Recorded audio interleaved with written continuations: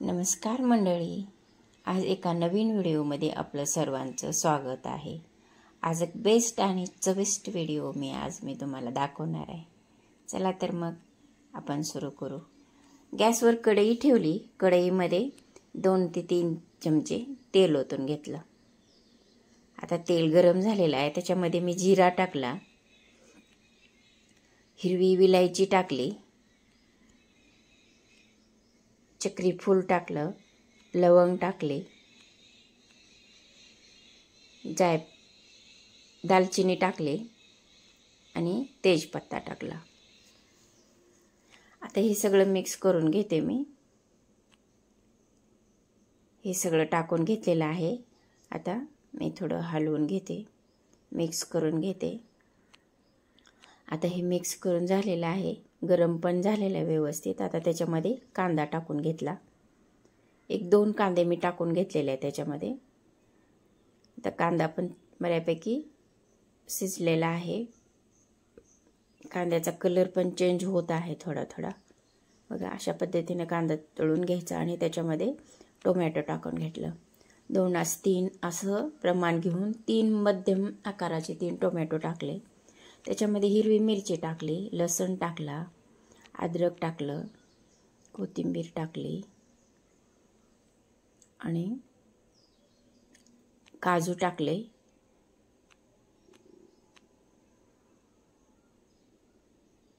थोडं धनं टाकलं। हे सगळं मिक्स करून घ्यायचं। त्याच्यामध्ये मीठ, लाल मिरची आणि हळद टाकून मिक्स करून घेते। अशा पद्धतीने हे मिक्स करून घ्यायचं। मिक्स झालेलं आहे आता बऱ्यापैकी। आता मी त्याच्यामध्ये पाणी ओतून घेते। जवळपास 1 ते 1.5 वाटी मी पाणी ओतून घेतलं। आता ते झाकून ठेवलेलं आहे। 10 मिनिट आपण हे झाकून ठेवायचं। आता 10 मिनिट झाले, उघडून बघते, टोमॅटो वगैरे व्यवस्थित शिजलेला आहे। थोडं हलवून घेतलं, व्यवस्थित शिजलेला आहे। आता त्याची प्युरी करून घेतली। हे प्युरी एका बाउलमध्ये काढून घेतलं। आता गॅसवर कढई ठेवली, कढईमध्ये 2 चमचे तूप टाकलं। आता हे 2 चमचे तूप टाकून घेतलं। तूप पण आता व्यवस्थित गरम झालेलं आहे। तूप गरम झाल्यानंतर गॅस थोडा कमी करायचा आणि त्याच्यामध्ये 1-2 चमचे काश्मीरी लाल तिखट टाकून घ्यायचं। हे थोडं हलवून घ्यायचं, गॅस कमी करून घ्यायचा, नाहीतर हे जळून जाण्याची शक्यता असते। गरम झालेलं आहे व्यवस्थित। आता ह्याच्यामध्ये मी ते प्युरी टाकते। हे प्युरी मी आपण पुरण चाळतो त्या चाळणीनं मी ही प्युरी गाळून घेतलेली आहे। कारण त्याच्यामध्ये जे काही जाडसरपणा असतो तो वरी राहतो आणि प्युरी खाली एकदम क्लीन प्युरी आपल्याला मिळते। हे मी गाळून घेतलेलं आहे। आता हे मी बाजूला काढून ठेवते। बघा, प्युरी अशा पद्धतीनं खाली पडलेली आहे, एकजीव झालेले, त्याच्यामध्ये काही असं ठोसरपणा दिसत नाही। त्याच्यामध्ये मी मीठ टाकून घेतलं। आता थोडं शिजवून घेते। हे गॅस कमी केलेला आहे, गॅस कमी करून मी थोडं शिजवून घेते। बघा, बारीक आचेवर मी ते ठेवलेलं आहे। त्याच्यामध्ये साईची क्रीम करून घेतली मी आणि ही क्रीम मी ह्याच्यामध्ये टाकून घेतलेली आहे। आता हलवून घेतलं, हलवून घेऊन 1-5 मिनिट शिजू दिलं आणि त्याच्यामध्ये मी कसुरी मेथी टाकून घेतली। कसुरी मेथी टाकून घेऊन मी हलवून घेते थोडं। बघा, अशा पद्धतीने हलवून घेतलेलं आहे, सगळं मिक्स झालेलं आहे। आता असं मिक्स करून घेऊन 1-5 मिनिट शिजू द्यायचं आणि खाली उतरून ठेवायचं। आता मी कोफ्त्याची तयारी करते। एक मोठे 2 बटाटे घेतले, उकडून किसून घेतले, त्याच्यामध्ये तेवढंच पनीर टाकलं. हे मिक्स करून घेते. आता हे व्यवस्थित मिक्स करून घ्यायचं. अशा पद्धतीने त्याचा डो करून घ्यायचा. अशा पद्धतीने मी हा डो तयार करून घेतलेला आहे. बघा, व्यवस्थित डो झालेला आहे. अशा पद्धतीने डो करून घेतला आणि आता त्याच्यामध्ये एक 6 चमचे मैदा घातला. थोडा थोडा मैदा घालून आपण हे मिक्स करून घ्यायचं. अशा पद्धतीने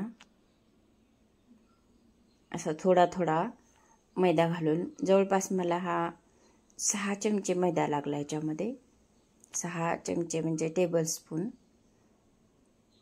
बघा, याच्यामध्ये मी काजू घातले, अद्रक घातलं आणि हिरवी मिरची आणि किसमिस.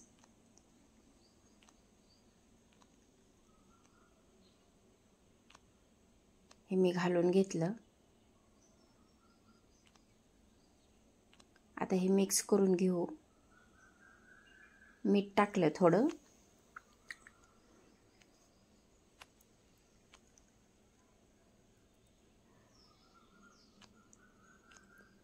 याच्यामध्ये थोडी विलायची टाकली.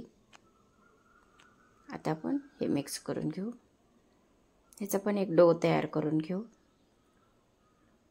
हे सगळं मिक्सर जे आहे ते पूर्ण मिक्स करून घेतलं आणि ह्याचा पण डो करून घेतला. हात धुवून घेतला मी आणि हे बॉल तयार करून घेतले. अशा पद्धतीचे बॉल झाले. गॅसवर कढई ठेवली. कढईमध्ये तेल ओतून घेतलं.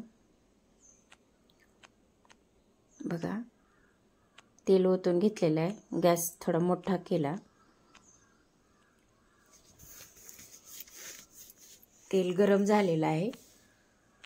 आता त्याच्यामध्ये हे बॉल टाकून घेऊ. हे सगळे बॉल मी कढईमध्ये टाकून देते. गॅस थोडा मोठा ठेवायचा सुरुवातीला. सगळे बॉल मी त्या कढईमध्ये तेलामध्ये टाकून घेते. अशा पद्धतीने मी हे सगळे बॉल टाकून घेतले, शिजवून घेतलं. बघा, अशा पद्धतीनं हे बॉल तयार झाले. आता मी हे बॉल काढून घेते.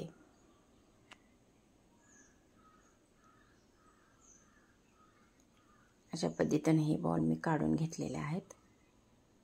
हे बघा, कलर पण छान आलाय, छान दिसतंय पण. अशा पद्धतीने आपण हे बॉल तेलामधून काढून घ्यायचे. अशा पद्धतीने मी एक डिश तयार करते. याच्यामध्ये मी कांदा टाकला, कोफ्ता करी सर्व केली आणि आता त्याच्यामध्ये भाकर ठेवते. मी दुसरं काय ठेवलेलं नाही, भाकर ठेवलेली, रोटी. अशा पद्धतीने ही रोटी मी ठेवून घेतलेली आहे. बघा, ही रोटी व्यवस्थित मी लावून घेते. अशी डिश तयार झाली. Thanks for watching.